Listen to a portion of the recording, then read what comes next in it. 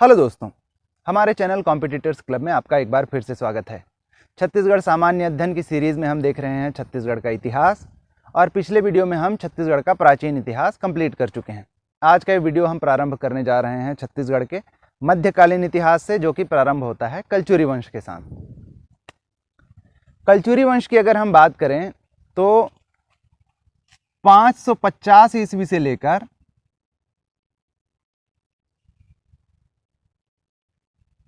550 ईस्वी से लेकर 1741 ईस्वी तक इस वंश ने भारत के अलग अलग हिस्सों में शासन किया है। विश्व का शायद ये पहला ऐसा वंश है जिसने इतने लंबे समय तक जो है शासन किया हो। तो कलचुरियों की कई शाखाएं थीं, अलग अलग जगह इनके जो है शासन काल थे। भारत में इनकी ज्ञात राजधानियों की अगर हम बात करें, तो उसमें है कालंजर, प्रयाग, काशी, त्रिपुरी, तुम्माण,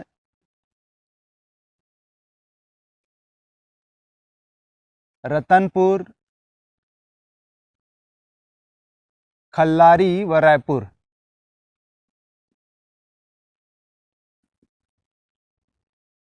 तो हम क्या देखते हैं कि उत्तर भारत से लेके छत्तीसगढ़ तक इसमें से जो तुम्माड़, रतनपुर, खल्लारी और रायपुर जो राजधानियां हैं वो तो छत्तीसगढ़ यानी दक्षिण कोसल का ही हिस्सा रही थी, लेकिन उत्तर भारत में भी इनका जो है शासन काफ़ी समय तक था। इससे क्या पता चलता है कि लगभग उत्तर भारत और मध्य भारत के अनेक क्षेत्रों में इन्होंने शासन किया, लगभग 1200 साल तक शासन किया, और इसी कारण इनकी अनेक शाखाएं भी हैं। इनका जो आदि पुरुष है, कलचुरियों का जो आदि पुरुष है वो कहा जाता है कृष्णराज को।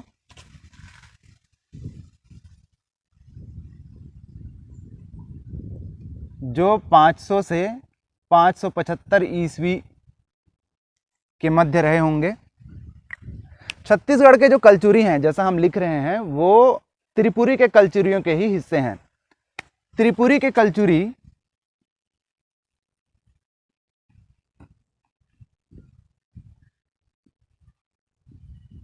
जो स्थान है वो जबलपुर से 6 किलोमीटर दूर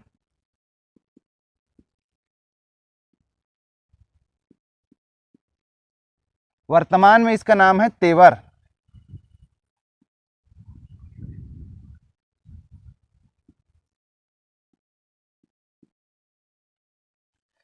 यहाँ हुए करते थे। तो त्रिपुरी के जो कलचुरी हैं उन्हीं के जो अंग हैं या फिर उन्हीं के जो वंश हैं वो छत्तीसगढ़ के कलचुरी हैं। तो त्रिपुरी के कलचुरी की अगर हम बात करें तो इनके संस्थापक हैं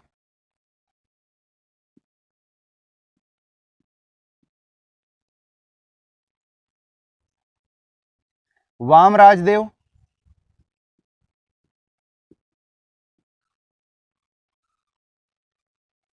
छत्तीसगढ़ के जो कलचुरी हैं, क्या हुआ था कि वामराज देव के जो पुत्र थे, ध्यान देंगे, वामराज देव के जो पुत्र थे शंकरगण द्वितीय, या जिनकी उपाधि है मुग्धतुंग, इन्होंने छत्तीसगढ़ पर आक्रमण किया था, दक्षिण कोसल को जीता था, दक्षिण कोसल के राजा को पराजित किया, यानी दक्षिण कोसल को जीता। और चूंकि ये त्रिपुरी में शासन कर रहे थे तो उन्होंने अपने भाइयों को छत्तीसगढ़ के विभिन्न मंडलों के मंडलाधिकारी बना दिया, को जीता व अपने भाइयों को जो है मंडलाधिकारी बना दिया।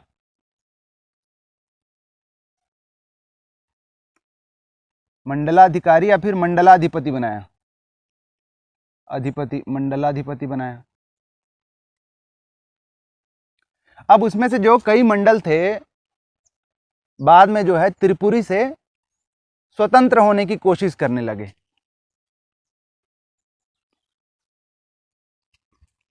तो अभी तक जो है छत्तीसगढ़ त्रिपुरी के अधीन जरूर था, लेकिन जो कलचुरी हैं उन्होंने छत्तीसगढ़ में अपनी पृथक सत्ता या फिर स्वतंत्र सत्ता स्थापित नहीं की थी। कलचुरियों की जो सत्ता स्थापित हुई छत्तीसगढ़ में वो माना जाता है कलिंग राज के साथ। तो पहले शासक हमारे होते हैं कलिंग राज। कलिंग राज ये हुए 1000 ईस्वी से, ये समय ध्यान रखेंगे, 1000 ईस्वी से 1020 ईस्वी तक। इन्होंने क्या किया, तो छत्तीसगढ़ में त्रिपुरियों की वास्तविक वास्तविक सत्ता स्थापित की। छत्तीसगढ़ में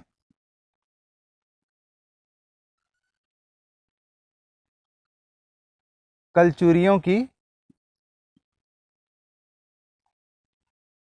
वास्तविक सत्ता स्थापित की।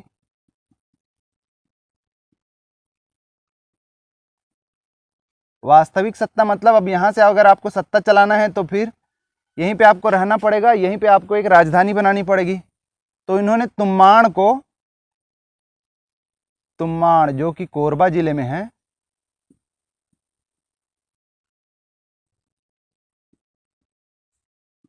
को अपनी राजधानी बनाया।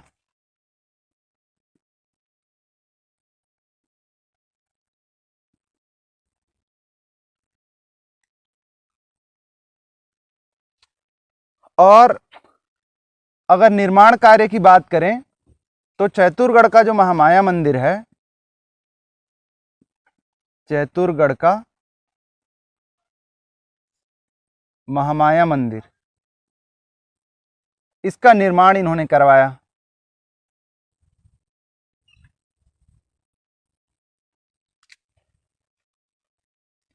कलिंग राज का जो उल्लेख है वो होता है आमोदा ताम्रपत्र में। ये इंपॉर्टेंट है, जब भी लेख, शिलालेख, ताम्रपत्र आदि की बात होती है वो इंपॉर्टेंट हो जाते हैं। तो इनका जो उल्लेख है, कलिंग राज का उल्लेख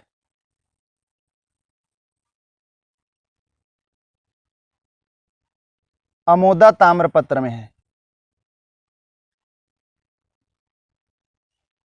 इसके अलावा इनका उल्लेख जो है अलबरूनी ने भी किया हुआ है। अलबरूनी कौन है?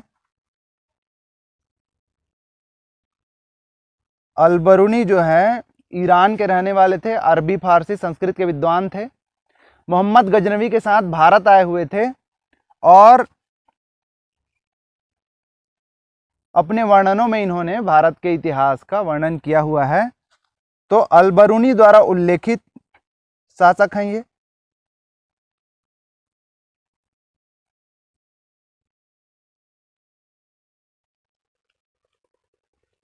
तो ये कलिंग राज छत्तीसगढ़ में कलचुरियों की सत्ता के वास्तविक संस्थापक हैं ये।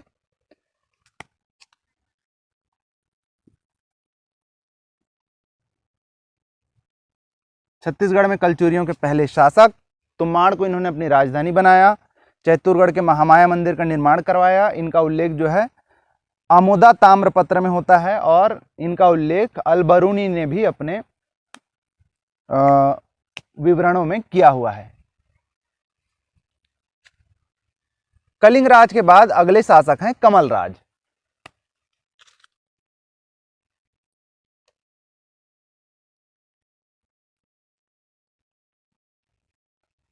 इनका शासनकाल था 1020 ईस्वी से 1045 ईस्वी तक। इनके शासनकाल में बताने लायक कोई महत्वपूर्ण घटना नहीं है। हाँ, इतना जरूर है कि जब त्रिपुरी के शासक ने जब उड़ीसा पर आक्रमण किया था तो उस समय कमल राज ने उनकी सहायता की थी, क्योंकि हैं तो उनके भाई बंधु ही। हमारे अगले शासक हैं रत्नदेव प्रथम। रत्नदेव प्रथम का शासनकाल है 1045 ईस्वी से 1065 ईस्वी।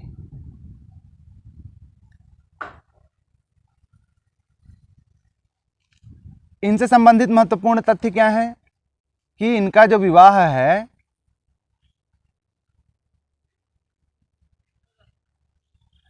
कोमोमंडल के अधिपति,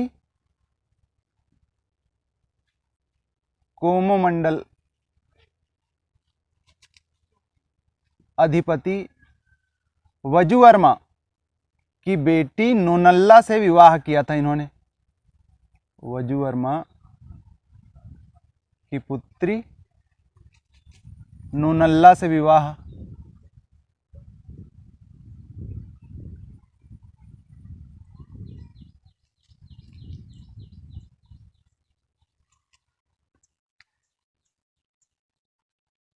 कलिंग राज ने जहां अपनी राजधानी जो है तुम्माड़ को बनाई थी, इन्होंने अपनी राजधानी परिवर्तित की, राजधानी लेकर गए ये तुम्माड़ से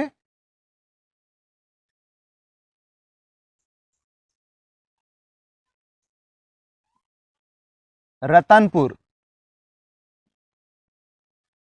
रतनपुर जो है इन्हीं के द्वारा बसाया गया नगर है। रतनपुर की जो स्थापना है 1050 ईस्वी में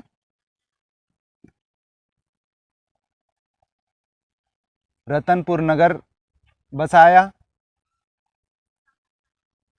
बसाया, इसे अपनी राजधानी बनाई। तो ये राजधानी लेके गए तुम्माड़ से रतनपुर।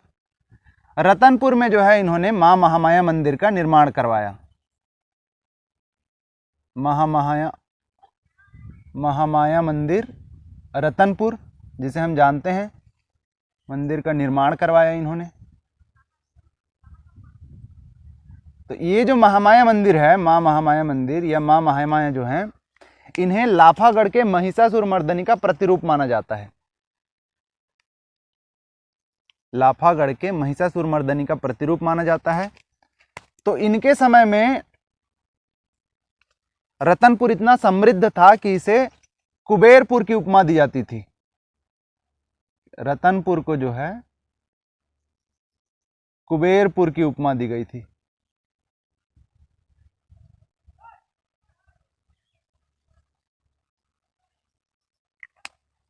जितने भी पॉइंट हम देखते जाते हैं उन सारे पॉइंट्स को उस शासक के साथ याद रखना आवश्यक है, क्योंकि जैसा मैंने पहले के वीडियो में बताया, अब डायरेक्ट क्वेश्चन ऐसा एक पॉइंट वाला ना पूछ करके ऐसे पूछा जाता है कि एक शासक के बारे में 3-4 पॉइंट्स वहां पर दे दिए गए हैं और आपको बताना है कि उनमें से कौन कौन से पॉइंट्स जो हैं सही हैं।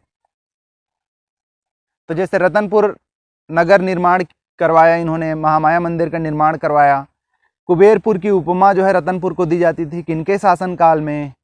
रत्नदेव प्रथम के। राजधानी परिवर्तित किया तुम्माड़ से रतनपुर लेकर गए, कौन? रत्नदेव प्रथम। तो ये सारे पॉइंट्स जो है अपने को याद होना जरूरी है। कोमोमंडल अधिपति वजुवर्मा की पुत्री नोनल्ला से विवाह किसने किया था? रत्नदेव प्रथम ने किया था। तो इन सारे पॉइंट्स को याद रखिएगा। रत्नदेव प्रथम के पश्चात जो हैं आते हैं पृथ्वीदेव प्रथम। ये तीसरे शासक, चौथे शासक हैं पृथ्वीदेव प्रथम।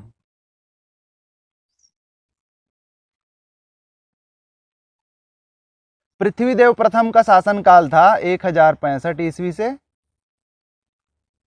1095 ईस्वी।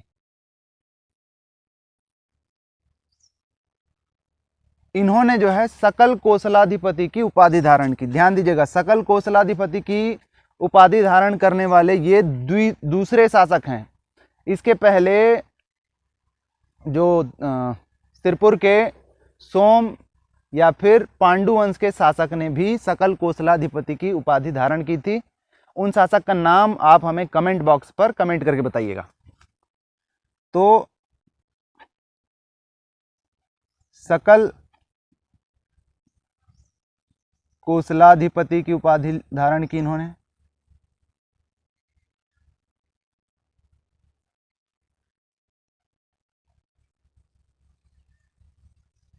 निर्माण कार्यों की अगर हम बात करें तो तुम्माड़ का पृथ्वी देवेश्वर मंदिर, अपने नाम से देखिए पृथ्वी देव है, पृथ्वी देवेश्वर मंदिर का निर्माण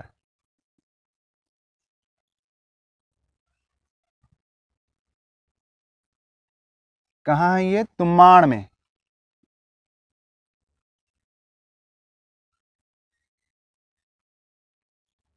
रतनपुर का तालाब जो है पृथ्वीदेव प्रथम ने बनवाया था।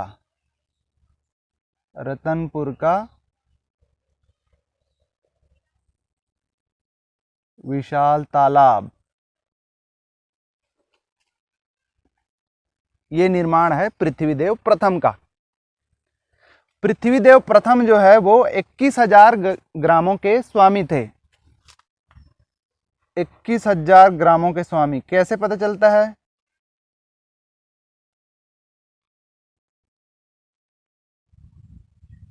ये पता चलता है अमोदा ताम्रपत्र से। किसके अनुसार? अमोदा ताम्रपत्र के अनुसार।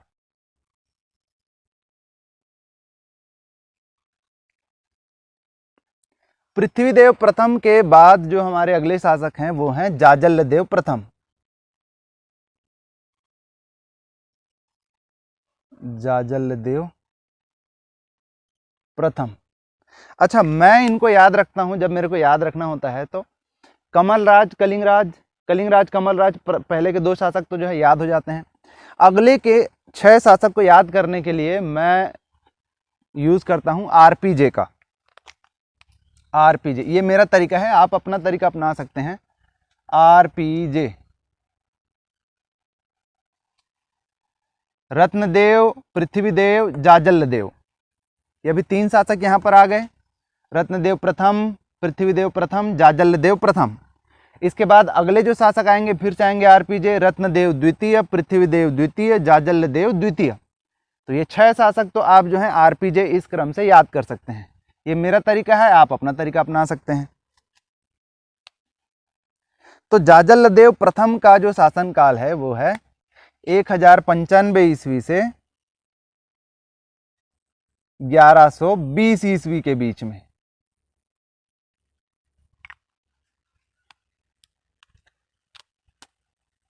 इनके बारे में देख लेते हैं।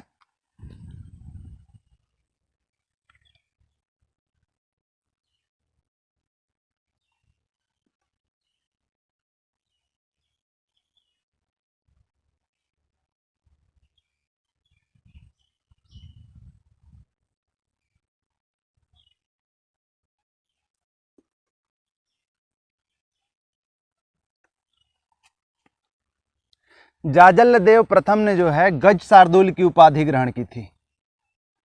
उपाधि आदि इंपॉर्टेंट है। गज शार्दुल, गज शार्दुल का मतलब हाथियों का शिकारी। गज शार्दुल की उपाधि धारण की थी। अपने नाम की स्वर्ण मुद्राएं चलाई। अपने नाम की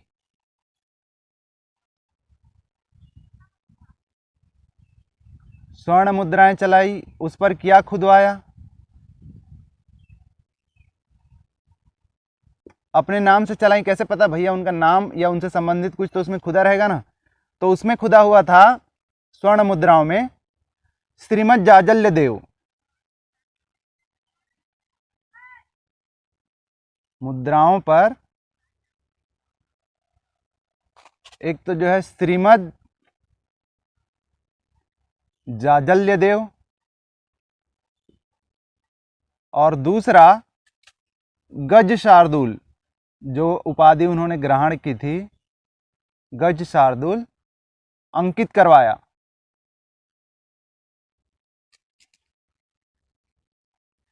पाली के शिव मंदिर का जीर्णोद्धार करवाया। पाली के शिव मंदिर का जीर्णोद्धार।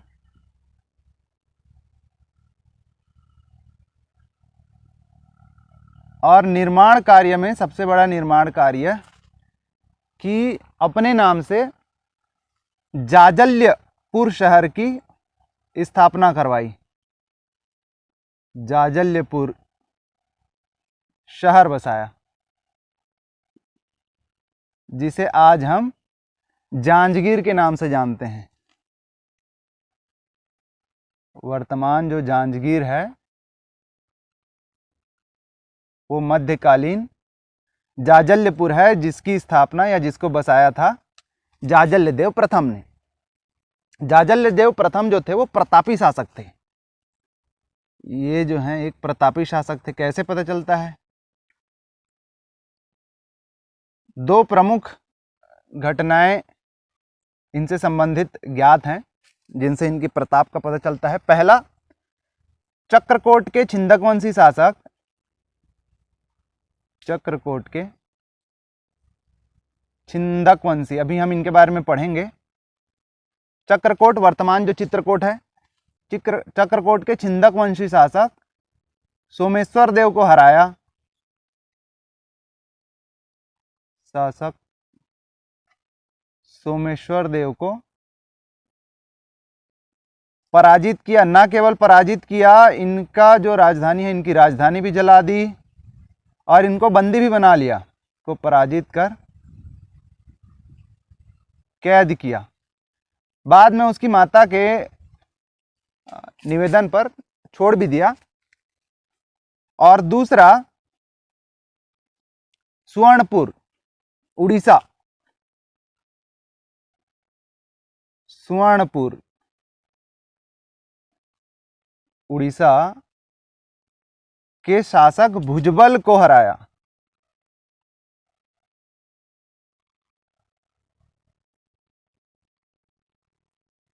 तो ये दो घटनाओं से पता चलता है कि प्रतापी शासक थे। इनके जो सेनापति थे, जाजल्य देव प्रथम के सेनापति, वो थे जगतपाल।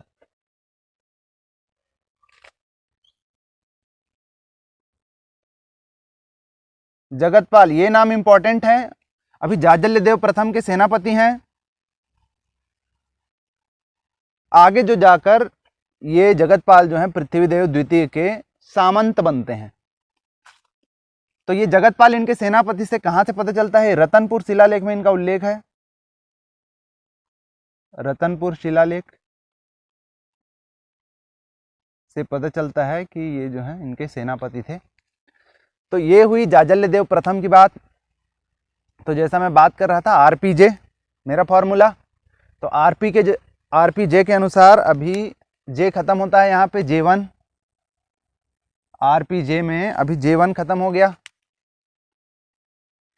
सबसे पहले थे रत्नदेव प्रथम, फिर पृथ्वीदेव प्रथम, जाजल्य देव प्रथम। अब उसके बाद ये फिर से चालू होगा। अब आएंगे अगले जो शासक हैं वो रत्नदेव द्वितीय। तो हमारे छठवें शासक हैं रत्नदेव द्वितीय। रत्नदेव द्वितीय का शासन काल है 1120 ईस्वी से 1135 ईस्वी। इनसे संबंधित भी ज़्यादा चीज़ याद रखने की ज़रूरत नहीं है। सिर्फ ये याद रखिए कि रत्नदेव द्वितीय जो है त्रिपुरी के जो कलचुरी हैं उनकी अधीनता को अस्वीकार करते हैं। त्रिपुरी के कलचुरियों की अधीनता को अस्वीकार करते हैं। हालांकि इसकी शुरुआत जो है जाजल्य देव प्रथम ने कर दी थी। कैसे? अपने नाम के सिक्के चलाकर। अदरवाइज त्रिपुरी के जो कलचुरी थे, कलचुरियों के सिक्के तो चल ही रहे थे। तो ये भी त्रिपुरी के जो कलचुरी है उनकी अधीनता को अस्वीकार करते हैं। और इनके शासन की महत्वपूर्ण घटना ये है कि गंगवंशीय जो शासक थे, गंगवंशीय शासक अनंतवर्मन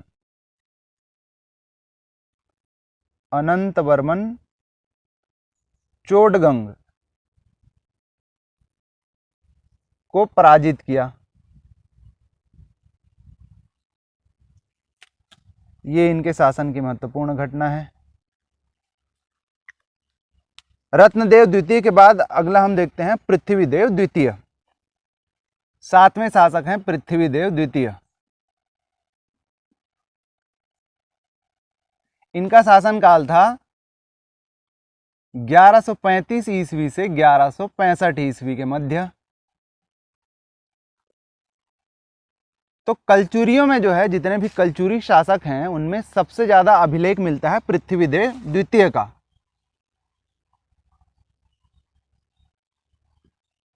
कलचुरियों में सर्वाधिक अभिलेख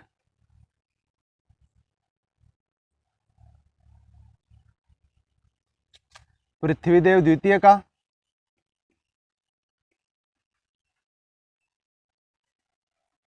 चांदी के छोटे सिक्के चलाए थे इन्होंने, पृथ्वीदेव द्वितीय ने चांदी के छोटे सिक्के चलाए थे।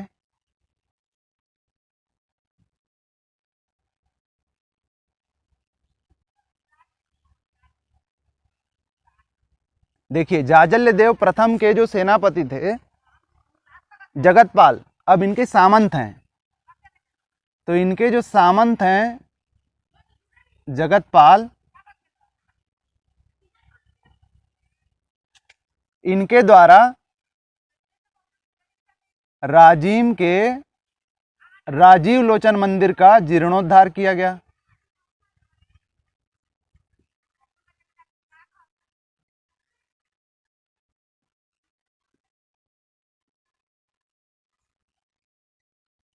ये 3 पॉइंट याद रखेंगे पृथ्वीदेव द्वितीय के बारे में। कलचुरियों में सर्वाधिक अभिलेख इनका प्राप्त है, पृथ्वीदेव द्वितीय का। चांदी के छोटे सिक्के चलाए थे इन्होंने, और इनके सामंत पाल जगतपाल, जो कि जाजल्य देव प्रथम के सेनापति थे, इनके द्वारा राजीव लोचन मंदिर का जीर्णोद्धार करवाया गया था। अगले शासक हमारे आते हैं 8वें नंबर के, जाजल्य देव द्वितीय। जाजल्य देव द्वितीय, इनका शासनकाल था 1165 ईस्वी से 1168 ईस्वी तक। जैसा हम देख पा रहे हैं, बहुत अल्प शासनकाल था, सिर्फ 3 ही वर्ष का इनका शासनकाल रहा। तो इस समय जो है इनके शासनकाल में त्रिपुरी के जो शासक थे जय सिंह, उनका आक्रमण हुआ, हालांकि असफल रहा। त्रिपुरी के शासक जय सिंह का असफल आक्रमण,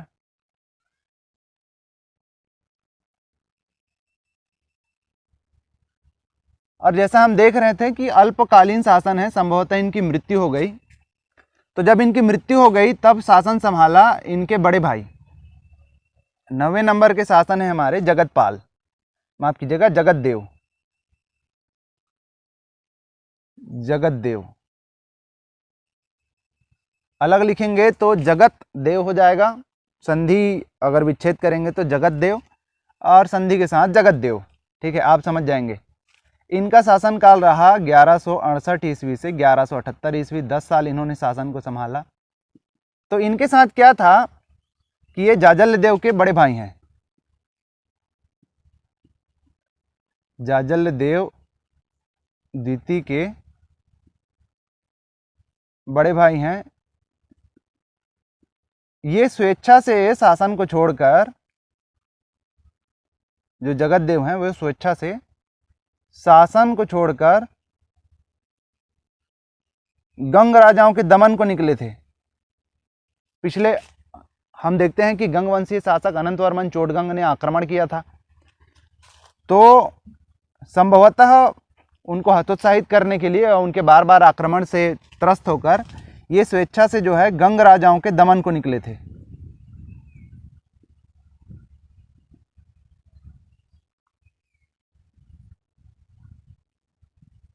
लेकिन जब असामयिक मृत्यु हो गई अपने भाई की, उनके भाई की, यानी जाजल्य देव द्वितीय की, तब वे वापस आए और 10 साल तक उन्होंने जो है शासन को संभाला, 1168 से 1178। कंफ्यूज मत होइएगा, ये जगत देव है।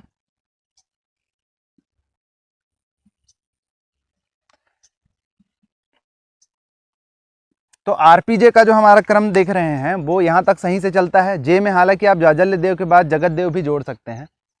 उसके बाद जो अगला शासन है वो है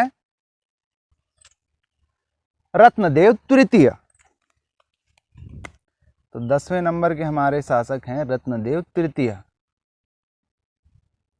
रत्नदेव तृतीय, इनका शासन काल था 1178 ईस्वी से 1198 ईस्वी। इनके शासन की महत्वपूर्ण घटनाएं क्या है कि इनके शासन काल में अराजकता की स्थिति निर्मित हो गई थी। अराजकता की स्थिति, इससे निपटने के लिए इन्होंने उड़ीसा के एक ब्राह्मण गंगाधर राव को अपना मंत्री नियुक्त किया था। गंगाधर राव, ये जो है उड़ीसा के ब्राह्मण थे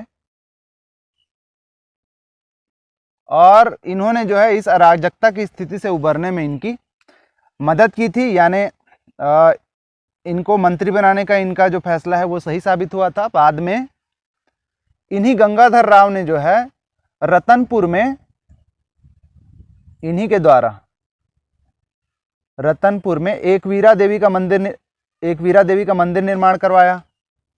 रतनपुर में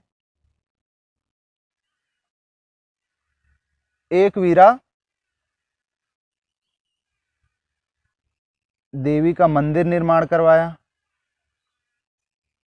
इन्हीं के द्वारा, गंगाधर राव के द्वारा, याद रखेंगे। रतनपुर में एकवीरा देवी का मंदिर बनवाया। इसके अलावा जो है खरौद के लक्ष्मणेश्वर या फिर लखनेश्वर मंदिर एक ही है,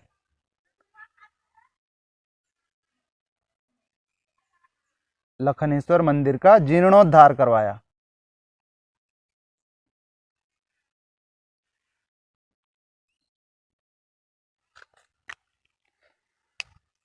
रत्नदेव तृतीय के बाद अगले जो शासक हैं वो हैं प्रतापमल्ल। तो 11वें शासक हैं प्रतापमल्ल। इनका शासन काल था 1198 ईस्वी से 1222 ईस्वी। इनके शासनकाल की खास बातें क्या है कि इन्होंने जो है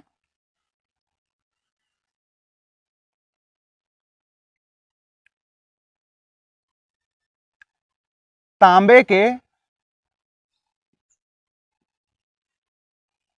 चक्राकार और षटकोणाकार सिक्के चलाए।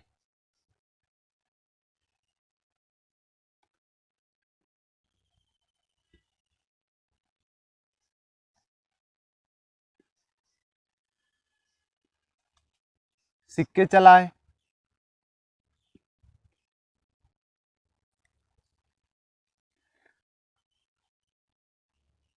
इन सिक्कों में, तांबे के इन सिक्कों में जो है, इन सिक्कों में सिंह और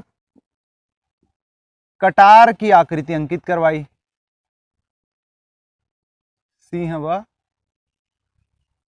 कटार अंकित करवाए।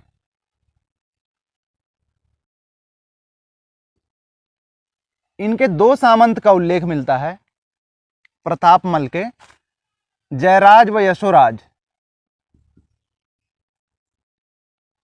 2 सामंत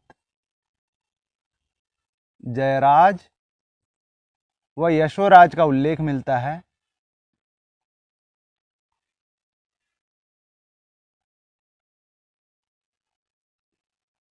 कहां मिलता है उल्लेख? तो बोरिया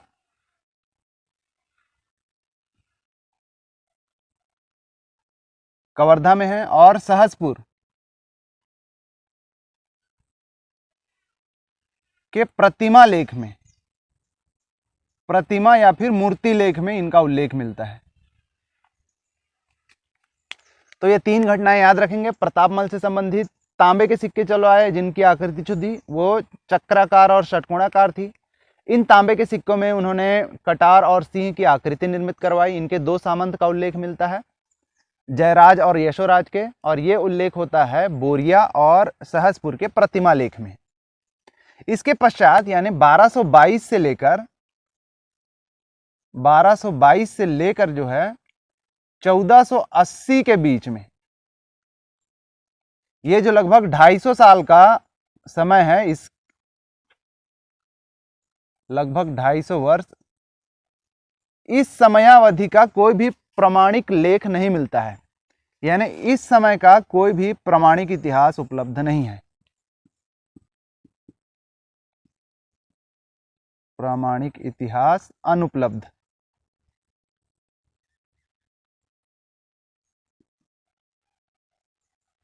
तो ये जो 250 साल का समय है, इस 250 साल के समय को हम जानते हैं अंधकार युग के नाम से। अंधकार युग क्यों? क्योंकि इस समय के छत्तीसगढ़ के इतिहास पर कोई प्रकाश नहीं पड़ता, इसलिए इसे हम कह रहे हैं अंधकार युग। 1222 से लेकर 1480 के मध्य में।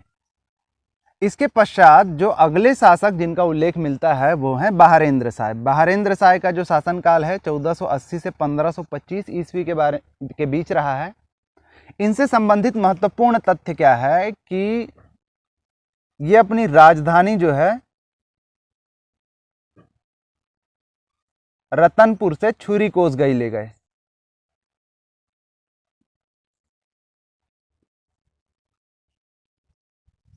राजधानी में ये तीसरा परिवर्तन है, ध्यान देंगे। सबसे पहले जब कलचुरी छत्तीसगढ़ पे या दक्षिण कोसल पे शासन प्रारंभ किए थे, स्थायी शासन, तो उन्होंने तुम्माड़ को अपनी राजधानी बनाया था। उसके पश्चात जब रत्नदेव प्रथम का शासनकाल आया तो उन्होंने रतनपुर राजधानी बनवाई, रतनपुर शहर की स्थापना करवाई 1050 ईस्वी में और उसे अपनी राजधानी बनवाया। ये दूसरी राजधानी। अब तीसरी राजधानी बहारेंद्र शाह लेकर जा रहे हैं, छुरी कोसगई। छुरी कोसगई को अपनी राजधानी बनवाया और वहीं पर छुरी कोसगई में ही कोषागार बनवाया।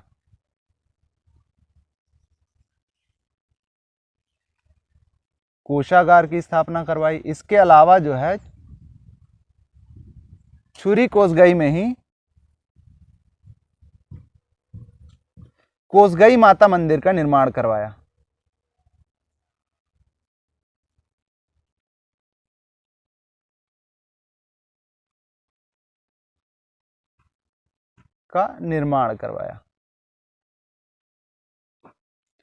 बहारेंद्र शाह के बाद जो अगले शासक हुए वो हैं कल्याण शाह। 13वें नंबर के शासक देख लेते हैं कल्याण शाह के बारे में। कल्याण शाह का शासनकाल था सन 1544 से 1581 के बीच में।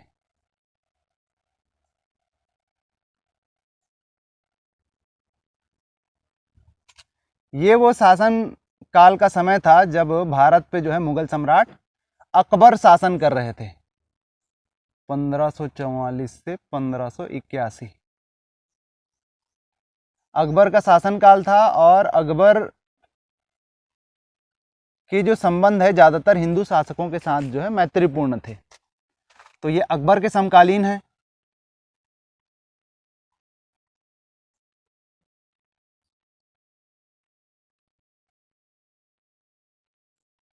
सिर्फ समकालीन नहीं है, अकबर के दरबार में ये 8 वर्षों तक रहे। के दरबार में 8 वर्षों तक रहे हैं ये।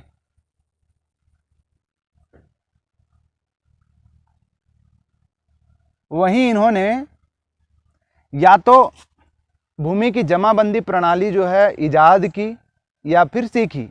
अगर सीखी होगी तो ये जो है हिंदू सम्राट टोडरमल से सीखे होंगे। राजस्व की जमाबंदी प्रणाली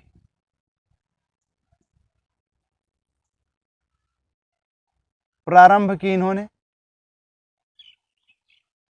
इसी के आधार पर, राजस्व की जमाबंदी प्रणाली के आधार पर ही बाद में अंग्रेज अधिकारी चिस्म ने छत्तीसगढ़ के 36 गढ़ों को खोजा था। 1581 के पश्चात यानी कल्याण शाह के पश्चात के 100 सालों में, यानी लगभग 1581 से लेकर 1685 के बीच में 6 शासक हुए, 6 शासक हुए, पर किसी भी महत्वपूर्ण घटना के अभाव में इनका उल्लेख करना या फिर परीक्षा की दृष्टि से इनके बारे में याद रखना आपको आवश्यक नहीं है। तो हम आगे बढ़ते हैं। अगले जो शासक हुए 20वें नंबर के शासक, वो हुए तखत सिंह। तखत सिंह, इनका शासनकाल था 1685 से 1689 के बीच। ये औरंगजेब के शासन समकालीन थे। औरंगजेब के समकालीन। इन्हीं के नाम से जो है तखतपुर शहर है, तखतपुर शहर इन्होंने बसवाया। तखतपुर शहर जो वर्तमान में बिलासपुर जिले में है, शहर बसाया। इनके पश्चात जो है 1712 से 1700 माफ करिएगा 1689 से लेकर 1712 के बीच में हुए राज सिंह। राज सिंह, ये नाम क्यों याद रहता है कि राज सिंह के ही दरबार में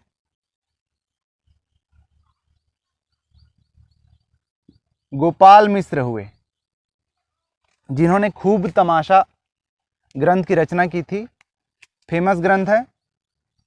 तो 1689 से 1712 के बीच में रहे राज सिंह, इनके दरबार में थे गोपाल मिश्र, जिनकी चर्चित फेमस रचना है खूब तमाशा।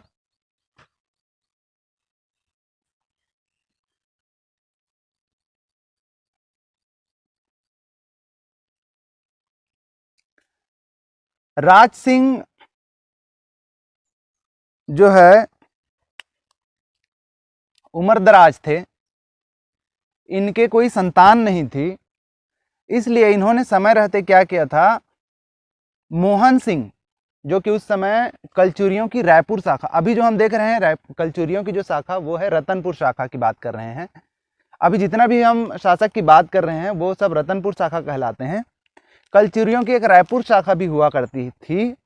तो रायपुर शाखा के मोहन सिंह को इन्होंने, उनका भी उल्लेख आएगा बाद में, मोहन सिंह को अपना उत्तराधिकारी घोषित कर दिया था। लेकिन जब तक मोहन सिंह को ये बात पता चलती उससे पहले ही इनकी असामयिक मृत्यु हो गई। अब इनकी मृत्यु हो गई तो शासन संभाला इनके बूढ़े चाचा सरदार सिंह ने।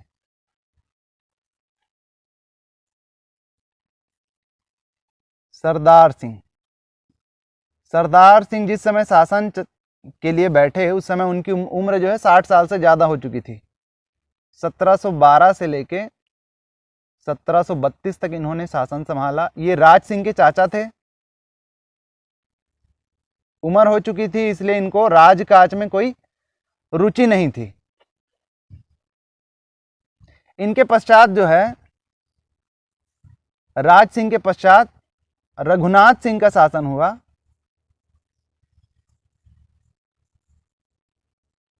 रघुनाथ सिंह ने शासन किया 1732 से लेकर 1741 तक। अब ध्यान देंगे राज सिंह के चाचा सरदार सिंह वैसे ही उम्रदराज हैं और रघुनाथ सिंह जो हैं वो सरदार सिंह के भाई हैं। रघुनाथ सिंह के भाई हैं, जाहिर सी बात है ये भी उम्रदराज हैं। उम्रदराज होने के कारण रघुनाथ सिंह को भी जो है राजकाज में कोई रुचि नहीं थी। इसीलिए 1741 में जब भोंसला सेनापति भास्कर पंत का आक्रमण हुआ, इनके शासनकाल की घटना है 1741 की घटना। जब मराठा शासन पढ़ेंगे तब हम देखेंगे कि 1741 में जब भोंसले सेनापति भास्कर पंत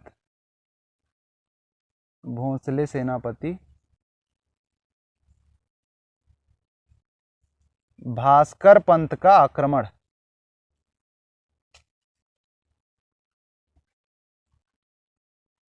आक्रमण और विजय।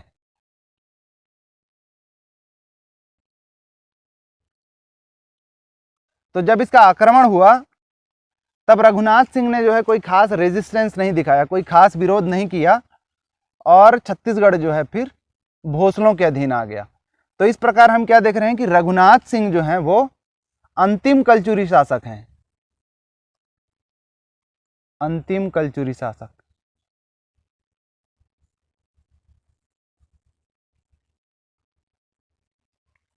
अब फिर भोसलों के अधीन अंतिम शासक की अगर हम बात करें तो अब उल्लेख होता है मोहन सिंह का। मोहन सिंह के बारे में हमने थोड़ी देर पहले चर्चा की थी। मोहन सिंह को जो है राज सिंह ने पहले ही अपना उत्तराधिकारी घोषित कर दिया था, हालांकि इनकी असामयिक मृत्यु हो गई थी इसलिए मोहन सिंह पहुंच नहीं पाए थे। बाद में मोहन सिंह को 1742 से लेकर 1758 तक, जबकि 1758 में प्रत्यक्ष शासन भोसलों ने कर लिया था छत्तीसगढ़ में, इस बीच जो है मोहन सिंह को अपने प्रतिनिधि के रूप में उन्होंने शासन करने दिया, मराठा प्रतिनिधि के रूप में शासन।